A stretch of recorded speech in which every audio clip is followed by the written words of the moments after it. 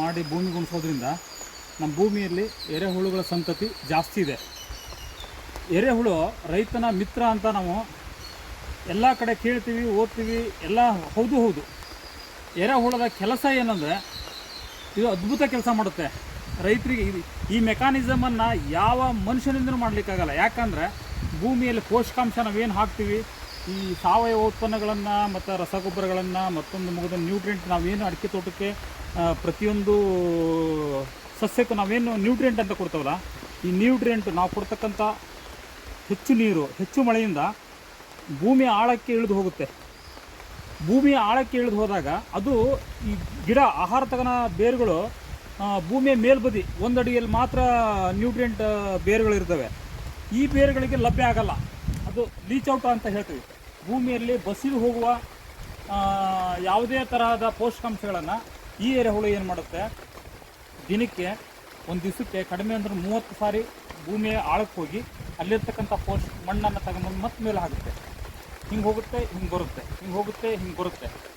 ಅದೆಷ್ಟು ಮೆಕ್ಯಾನಿಸಮ್ ಅದ್ಭುತ ಅಂದರೆ, ಕೆಳಗಿರ್ತಕ್ಕಂಥ ಪೋಷಕಾಂಶಗಳನ್ನು ತಗೊಂಬಂದು ಮತ್ತೆ ಮೇಲೆ ಆಗುತ್ತೆ. ಮತ್ತೆ ಮಳೆ ನೀರಿಗೆ ಲೀಚ್ ಔಟ್ ಆಗಿರೋದು. ಈ ಥರ ಮೆಕ್ಯಾನಿಸಮನ್ನು ಯಾವ ಮನುಷ್ಯನೂ ಈ ಭೂಮಿಯಲ್ಲಿ ಮಾಡಲಿಕ್ಕೆ ಸಾಧ್ಯ ಇಲ್ಲ. ಹಾಗಾಗಿ ರೈತನ ಮಾತ್ರ ಈ ಎರೆಹುಳುವನ್ನು ನಾವು ರಕ್ಷಣೆ ಮಾಡಬೇಕು. ಹಾಗಾಗಿ ಪ್ರತಿಯೊಬ್ಬರು ಭೂಮಿಗೆ ಇದಕ್ಕೆ ಬೇಕಾದಂಥದ್ದು, ಎರೆಹುಳು ಸಂತತಿ ಜಾಸ್ತಿ ಆಗಲಿಕ್ಕೆ ಬೇಕಾದಂಥ ಸಾವಯವ ಉತ್ಪನ್ನಗಳು ಅಂದರೆ ಕೊಟ್ಟಿಗೆ ಗೊಬ್ಬರ ಇರ್ಬೋದು, ಹಸಿರೆಲೆ ಗೊಬ್ಬರ ಇರ್ಬೋದು, ಈ ಲಡ್ಡು, ಲಸಿ, ಈ ಏನಂದರೆ ಈಗ ಪ್ಲಾಂಟೇಷನಲ್ಲಿ ಇರ್ತಕ್ಕಂಥ ದರಕಲು, ಎಲೆ, ಈ ಥರ ಸಾವಯವ ಉತ್ಪನ್ನಗಳನ್ನು ನಿಮ್ಮ ತೋಟದಲ್ಲಿ ಭೂಮಿಯಲ್ಲಿ ಜಾಸ್ತಿ ಹಾಕಿದಂಗೂ ಈ ಎರೆಹುಳು ಸಂತತಿ ಜಾಸ್ತಿ ಆಗುತ್ತೆ. ನಿಮ್ಮ ಭೂಮಿ ಅದ್ಭುತ ಆಗುತ್ತೆ.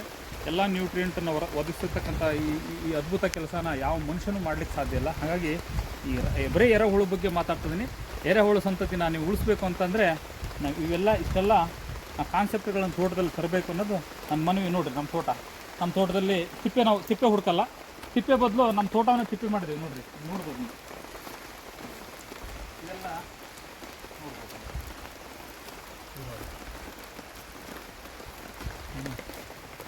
ಇದೇ ಗೊಬ್ಬರ, ಈ ಥರ ಗೊಬ್ಬರ ನಮ್ಮ ತೋಟದಲ್ಲಿ ಇದೆ. ನಾವು ಅಡಿಕೆ ಸಿಪ್ಪೆಯನ್ನು ಈಗ ಹಾಕಿ ಒಂದು 6 ತಿಂಗಳಾಯಿತು. 6 ತಿಂಗಳಲ್ಲಿ ನಾವು 3 ಸರಿ ಡಿಕಂಪೋಸರನ್ನು ಸ್ಪ್ರೇ ಮಾಡಿದ್ವಿ.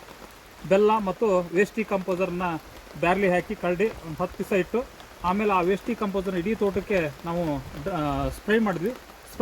ಸ್ಪ್ರೇ ಮಾಡೋ ಉದ್ದೇಶ ಏನಂದರೆ, ಈ ಅಡಿಕೆ ಸಿಪ್ಪೆಯಲ್ಲಿ, ಈ ಅಡಿಕೆ ಸಿಪ್ಪೆ ಇದೆಯಲ್ಲ, ಇದು ಅಡಿಕೆ ಸಿಪ್ಪೆ. ಈ ಅಡಿಕೆ ಸಿಪ್ಪೆಯಲ್ಲಿ ಬೇರು ಹುಳುಗಳ ಸಂತತಿ ಜಾಸ್ತಿ ಇರುತ್ತೆ ಅನ್ನೋದಕ್ಕೆ ವೇಸ್ಟ್ ಡಿಕಂಪೋಸರ್ನ ಸ್ಪ್ರೇ ಮಾಡೋದ್ರಿಂದ, ಹಾಗೂ ಟ್ರೈಕೋಡರ್ಮಾ, ಸುಡೋಮನಸ್ಸು, ಮತ್ತು ಮೆಟ್ರಾಜಿಯಮ್ ಈ 3 ಪದಾರ್ಥಗಳನ್ನು, ಜೈವಿಕ ರೋಗಕಾರಕಗಳನ್ನು ನಾವು ಭೂಮಿಗೆ ಅಪ್ಲಿಕೇಶನ್ 2 ಸತಿ ಮಾಡಿರೋದ್ರಿಂದ ನೋಡಿರಿ, ಇದರಲ್ಲಿ ಯಾವುದೇ ಥರದ ಗೊಣ್ಣೆ ಹುಳುಗಳಿಲ್ಲ. ಇದು ವೇಸ್ಟ್ ಡಿಕಂಪೋಸರ್ ಮಾಡೋದ್ರಿಂದ ಈ ಥರ ಕ್ಲೀನಾಗಿ ಪೌಡ್ರ್ ಆಗ್ತಾಯಿದೆ, ಗೊಬ್ಬರ ಆಗಿದೆ. ಇದು ಅಡಿಕೆ ಸಿಪ್ಪೆಯಲ್ಲಿ ಅದ್ಭುತ ಏನಂದರೆ, ಅಡಿಕೆ ಸಿಪ್ಪೆಯಲ್ಲಿ ಕಡಿಮೆ ಅಂದರೂ 14 ನಮೂನೆಯ ಪೋಷಕಾಂಶಗಳಿರುತ್ತೆ. ಅಡಿಕೆ ಸಿಪ್ಪೆಯಲ್ಲಿ ಅಡಿಕೆ ಗಿಡಕ್ಕೆ ಏನು ಬೇಕು ಪೋಷಕಾಂಶ ಅದು ಈ ಸಿಪ್ಪೆಯಲ್ಲಿರುತ್ತೆ.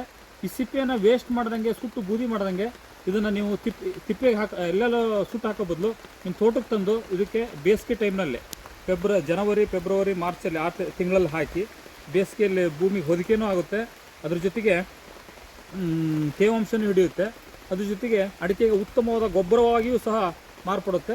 ಇದಕ್ಕೇನಪ್ಪ ಅಂದರೆ ಬೇರು ಹುಳುಗಳು ಬರಬಾರ್ದು ಅನ್ನೋದಕ್ಕೆ ಮೆಟ್ರಾಜಿಯಮನ್ನು ಹಾಕಬೇಕು. ಅದಕ್ಕೆ ಅದ್ರ ಜೊತೆಗೆ ಟ್ರೈಕೋಡರ್ಮಾ, ಸುಡೋಮನಸ್ಸು ಈ 3 ಜೈವಿಕ ಉತ್ಪನ್ನಗಳನ್ನು ನೀವು ಭೂಮಿಗೆ ಬಳಸಿದ್ದೇ ಆದರೆ ಭೂಮಿಯೂ ಸಹ ಹದವಾಗಿರುತ್ತೆ, ಯಾವುದೇ ರೋಗಕಾರಗಳು ಇರೋದಿಲ್ಲ. ಭೂಮಿ ಈ ಥರ ಫಲವತ್ತತೆ ಆಗುತ್ತೆ. ದಯಮಾಡಿ ಈ ಥರದ ಕಾನ್ಸೆಪ್ಟ್ಗಳನ್ನು ನಿಮ್ಮ ತೋಟದಲ್ಲಿ ತರಬೇಕಾಗಿ ನಮ್ಮ ರೈತ ಬಾಂಧವರು ನೋಡಿರಿ. ನಾವೆಲ್ಲ ಇಲ್ಲಿ ದ್ವಿದಳ ಧಾನ್ಯಗಳನ್ನು ಹಾಕಿದ್ದೀವಿ. ದ್ವಿದಳ ಧಾನ್ಯ ಇದೆಲ್ಲ ಹುರುಳಿ. ಹೋದ ಬೇಸಿಗೆಯಲ್ಲಿ ನಾವು ಮಿಂಚು ಹೆಸರನ್ನು ಹಾಕಿದ್ವಿ, ಈಗ ಹುರುಳಿಯನ್ನು ಹಾಕಿದ್ದೀವಿ. ಇದು ಮತ್ತು ದೀಪಾವಳಿ ಸಂದರ್ಭಕ್ಕೆ ಮತ್ತು ಬೇರೆ ಬೇರೆ ದ್ವಿದಳ ಧಾನ್ಯಗಳನ್ನು ಬಿತ್ತಿ ಭೂಮಿಯನ್ನು ಈ ಥರ ಫಲವತ್ತತೆ ಮಾಡಬೇಕು ಅನ್ನೋದು ನಮ್ಮ ಉದ್ದೇಶ. ನಮಸ್ಕಾರ.